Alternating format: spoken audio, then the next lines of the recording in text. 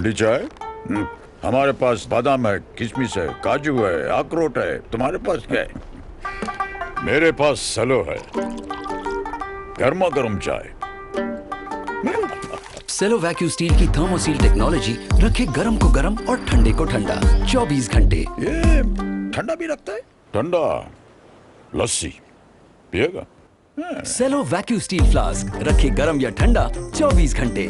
नमो अरिहंताणं नमो सीताणं नमो यरियाणं नमो वज्रायाणं नमो लोये सब्बसाहुणं येषु पंचनमुकारो सब्ब पाप प्रणाशनो मंगलानंच सब्वेसिं पडमं हवै मंगलम मंगलम भगवान वीरो मंगलम गौतम प्रभु मंगलम शूलभद्राद्या जैनो धर्मोस्तु मंगलम अंगूठे अमृत वसे लौकिकना भंडार श्री गुरु गौतम समरिये वांछित फलदाता ज्ञानदान क्रियाशील तपस्या आगे सुप्ररेखा भक्ति सूर्य आचार्य प्रेम सूर्य आचार्य जयंतु जैन शासने अज्ञानदम निरांदानम ज्ञानांजन शलाकया नेत्रमुन्मीलितं येन तस्मै श्री गुरुवे नमः तस्मै श्री गुरुवे नमः तस्मै श्री गुरुवे नमः। सामयिक आप एक कर सकते हो, उपवास आप 15 दिन में एक कर सकते हो, मंदिर आप दिन में 1 घंटा निकाल सकते हो, प्रवचन का श्रवण 1 घंटा कर सकते हो। लेकिन यदि आपके मन में धर्म आ गया ना तो 24 घंटा आप धर्म कर सकते हो। क्रियाओं की एक लिमिटेशन है, तप की लिमिटेशन है, त्याग की लिमिटेशन है, कुछ छोड़ने की लिमिटेशन है, लेकिन सोचने की कोई लिमिटेशन नहीं है। इसीलिए शास्त्रकार भगवत ने कहा कि मैं तो यही चाहता हूं ये 21 गुणों के माध्यम से तेरे जीवन में धर्म का संबंध खून जैसा हो जाए। आज के समय में पूरी दुनिया भाग रही है, इधर से उधर, जिसको देखो वो दौड़ रहा है। संसार के क्षेत्र में आप छोटे से छोटा बच्चा देख लो, चाहे बड़े से बड़ा देख लो, चाहे बुजुर्ग से बुजुर्ग देख लो, चाहे किसी को भी देख लो, वो दौड़ रहा है, वो भाग रहा है, इधर से उधर, इधर से उधर, इधर से उधर। उसकी दौड़ चालू है। और दौड़ किस लिए? सुख की प्राप्ति के लिए, आनंद की प्राप्ति के लिए, प्रसन्नता की प्राप्ति के लिए, और कुछ नहीं। दौड़ उसकी एक ही वजह से, उसको शायद पक्का एड्रेस नहीं मिलता, उसको वो एड्रेस पता नहीं है, उसके लिए दौड़ रहा है, भाग रहा है, इधर से उधर, इधर से उधर, इधर से उधर वो चल रहा है, इधर से उधर वो भाग रहा है। कहते हैं कि सामान्य मनुष्य जो होता है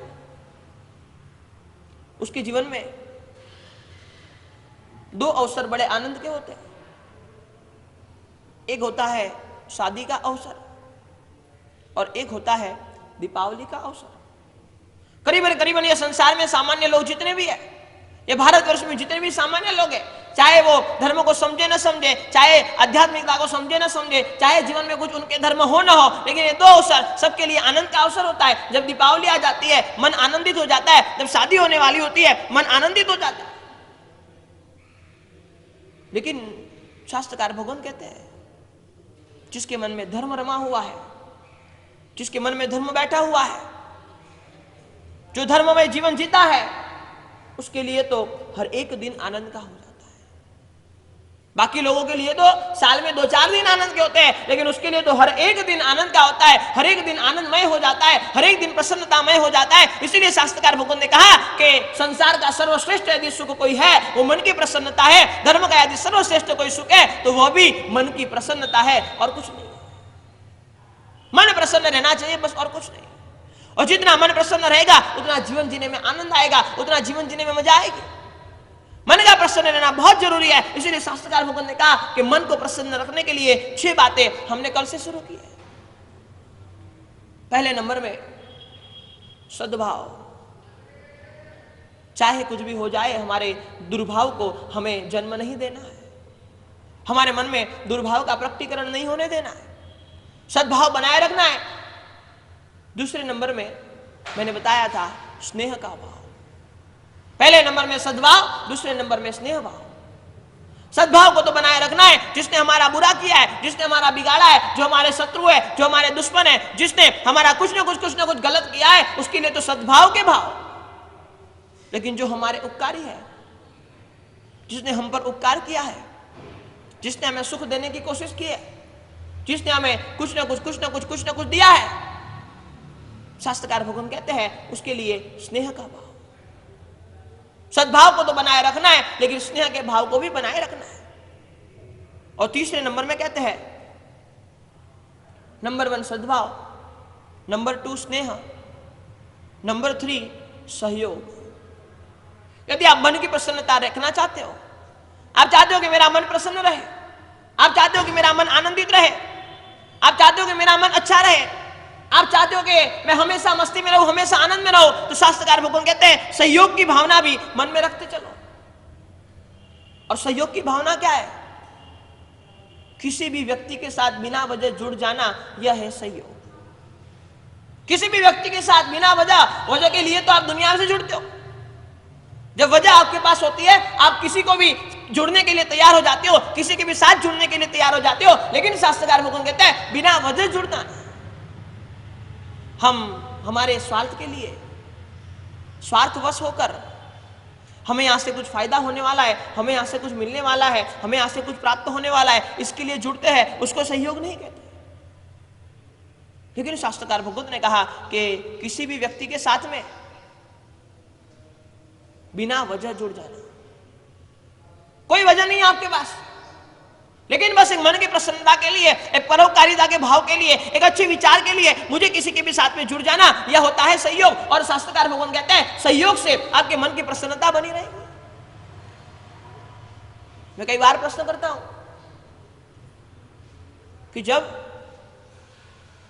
आप यहां दररोज मंदिर दर्शन करने आते हो, हर रोज उपासना में आते हो, कई लोगों के सहयोग से आपका जीवन चलता है।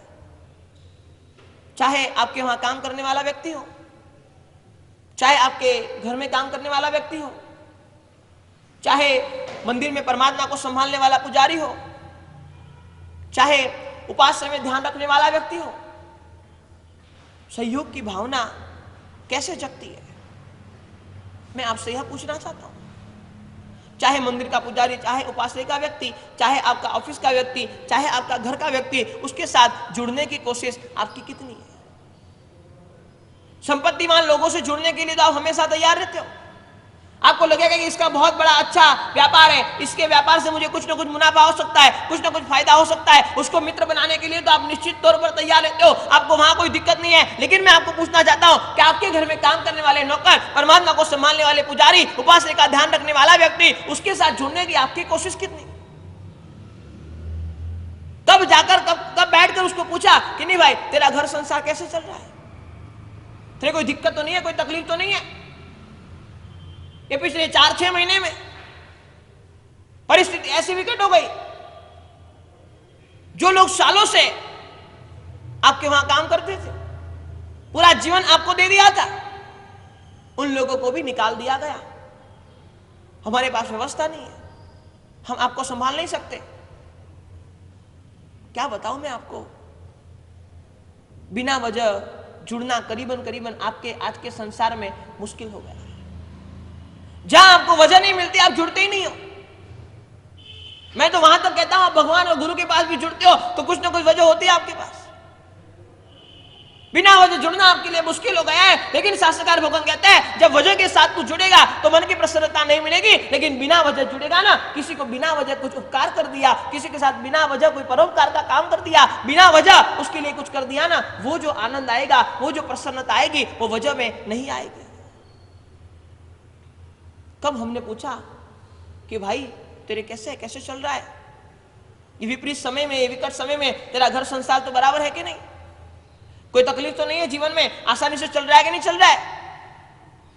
मैं तो हर संग में यह सवाल करता हूं कि जो आपके परमात्मा को संभालता है, जो आपके घर को संभालता है, जो आपके गुरु भगवंतों को संभालता है, वह व्यक्ति को सपरिवार पूरे साल में एक भी बार आपने भोजन करने बुलाया?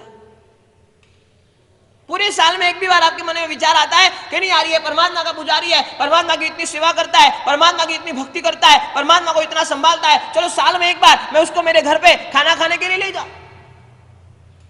आप तो होटलों में मित्रों के साथ कई बार खाना खाने चले जाते हो,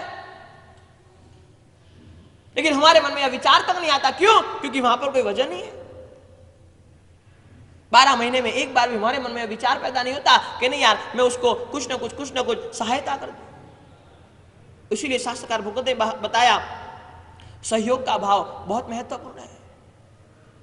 बिना सहयोग, और एक चीज और समझ लेना, आपका आज जो जीवन चल रहा है वह कई लोगों के सहयोग से चल रहा है। आपका जितना जीवन सरलता से चल रहा है वो कई लोगों के सहयोग से चलता है। हमारा जीवन भी कई लोगों के सहयोग से चलता है। चाहे आपका जीवन हो चाहे हमारा जीवन हो, बिना सहयोग हम जीवन जी नहीं सकते। बिना सहयोग हम जीवन में आगे नहीं बढ़ सकते। सहयोग जीवन में बहुत महत्वपूर्ण है। इसलिए शास्त्रकार भगवत ने बताया कि यदि आपका जीवन सहयोग से चलता है तो आप भी दूसरों को सहयोग करते चलो, जितना हो सके, जितनी आपकी कैपेसिटी हो, जितनी आपकी शक्ति हो। लेकिन सहयोग का भाव बहुत जरूरी है। और एक चीज और समझ लेना, किसी के साथ जुड़ने में फायदा होगा कि नहीं होगा मुझे पता नहीं, लेकिन नुकसान तो नहीं ही होगा। जुड़ते चलो बस लोगों के साथ। इसलिए शास्त्रकार भगवान ने बता दिया ये मन की प्रसन्नता बिना सहयोग के नहीं आएगी। जब तक सहयोग के भाव आपके मन में नहीं आएंगे तब तक मन की प्रसन्नता आपके जीवन में आने वाली नहीं है। इसलिए तीसरा स्टेप बताया सहयोग। सहयोग करते चलो बस, एक दूसरे को कंधे से कंधा मिलाते चलो। गुरुदेव कई बार कहते थे आज के समय में समाज के लोग एक दूसरे का पांव खींचने का काम करते हैं, लेकिन उसके बदले हाथ देने का काम करे ना, समाज कहीं का कहीं निकल जाए। पांव खिंचाई का जो काम होता है, कोई भी आगे बढ़ा नहीं उसका पांव खिंचाना। आज समाज में से सहयोग की भावना करीबन करीबन करीबन कम होती जा रही है, करीबन करीबन करीबन खत्म होती जा रही है। आज एक दूसरे को व्यक्ति सहयोग करने के लिए तैयार नहीं है। उसको लगे कि नहीं मेरे से आगे जाएगा, आप सहयोग नहीं करोगे। आज परिस्थिति हो गई हमारे जैन भाई जैनों को सहयोग करने को तैयार नहीं। हमें लगता है नहीं हमारे से आगे नहीं जाना चाहिए। और यह सहयोग की भावना जो धीरे धीरे धीरे धीरे खत्म होती चली, यह सहयोग की भावना जो धीरे धीरे समाप्त होती चली, और आज हमारे समाज में यदि हम एक दूसरे का सहयोग करने लग जाए ना तो हमारा समाज कहीं का कहीं निकल जाए। ना उसमें कोई दुखी रहे, ना उसमें कोई साधार्मिक रहे, ना उसमें कोई तकलीफ वाला इंसान रहे, ना उसमें कोई बचे नहीं। लेकिन सहयोग की भावना है नहीं। हम सहयोग करने को तैयार ही नहीं है एक दूसरे को। हम सोचते हैं बस बिना वजह हम क्यों करेंगे। हर चीज में आपको वजह चाहिए, हर चीज में आपको रीजन चाहिए, हर चीज में आपको कारण चाहिए। बिना वजह आप कुछ करने को तैयार ही नहीं हो। इसीलिए शास्त्रकार भगवान कहते हैं भाई जब तक सहयोग की भावना तेरे जीवन में नहीं आएगी तब तक मन की प्रसन्नता बनी रहनी बहुत मुश्किल है। शास्त्रकार भगवान कहते हैं कि समझते चलो ये एक एक कार्य ऐसे है जिसकी बात कर लेना तो बहुत सरल है, लेकिन जीवन में लाना बहुत मुश्किल है। और हमें उसको लाना ही पड़ेगा, बिना उसके चलेगा नहीं। नंबर 1 सद्भाव, नंबर 2 स्नेह, नंबर 3 सहयोग। आप आज से कम इतना संकल्प कर लो कि जीवन में करीबन मेरे से जितने लोगों को हो सकेगा मैं सहयोग करता चलूंगा। मुझे लगता है कि छोटा मेरा सहयोग भी दूसरे के किसी काम में आ सकता है।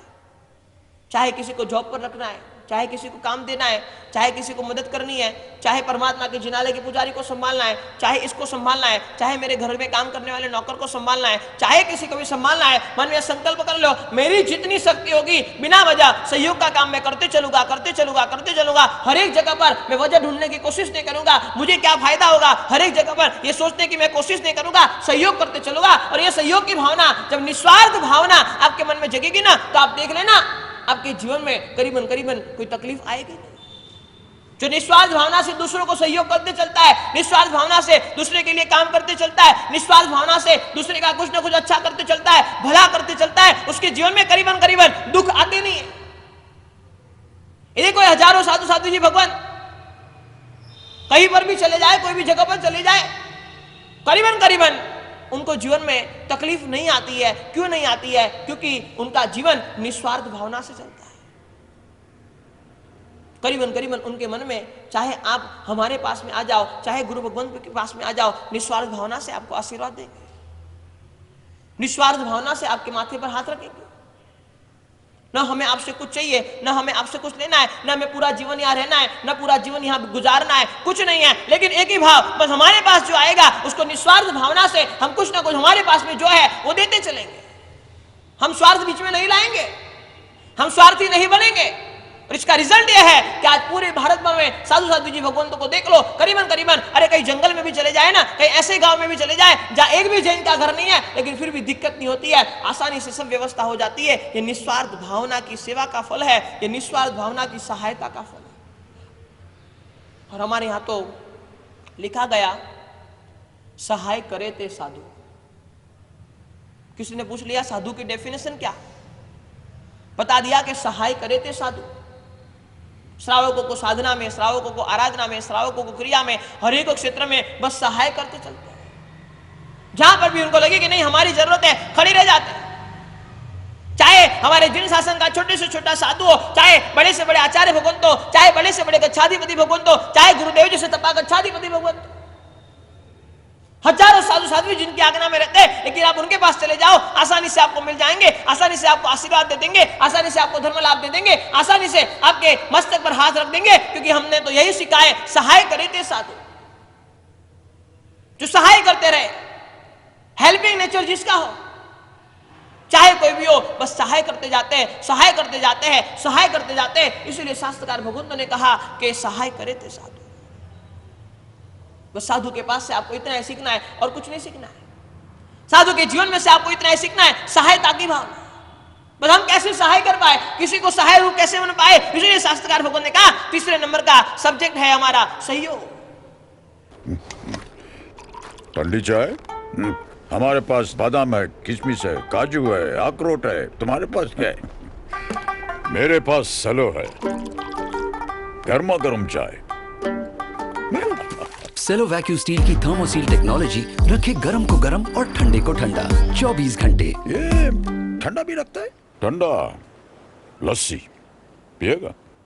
सेलो वैक्यू स्टील फ्लास्क रखे गर्म या ठंडा 24 घंटे।